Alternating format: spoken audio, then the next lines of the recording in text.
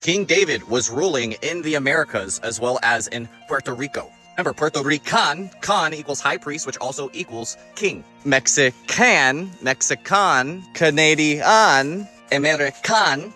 Can is also a description for a copper, swarthy colored people, because race didn't exist until after the 1500s in order to enslave the people. It's all in your last name because your last name will also help describe what tribe you are from. Like if your last name is Ephraim or sounds like Ephraim, probably from the tribe of Joseph because Ephraim was Joseph's one of his two sons. They got the full blessing, even though they were younger.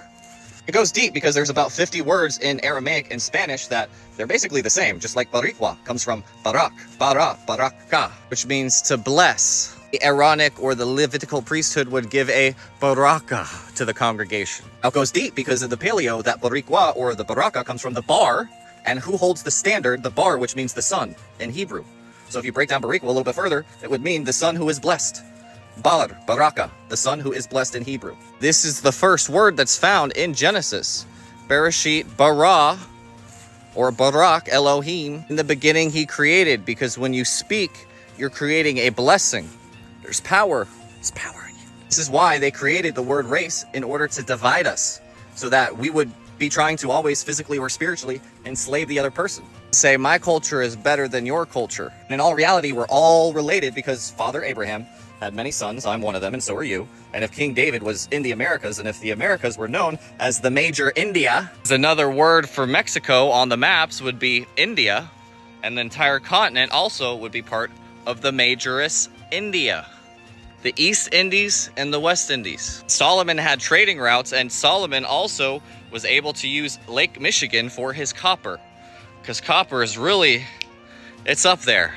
Understand that all these kingdoms were working together at one point, and they hijacked Atlantis, that word, that Greek mindset, and the Egyptian and the Greek gods equals what stole the priesthood, or what they are brainwashing the people to believe now, as opposed to actually learning the Paleo script. Because when you learn the Paleo script, you can read the Egyptian script, and you can read a lot of these languages that have been left. Because when you learn the characters of Hebrew and not the spell of English, you're able to break the spell.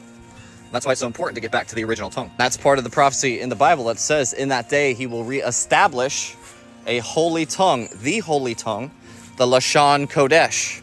That's why we see all of these Hebraic words in all of these languages, and it's why there's about 50 same words in Arabic, Hebrew, and Spanish, because they're all the same. They just slowly change over time, like Hava, Havana. Hava means Eve in Hebrew, and then Anna equals King David's wife. So it's interesting when we learn what these words are actually saying. That's why we made y'all the Bible Help Book.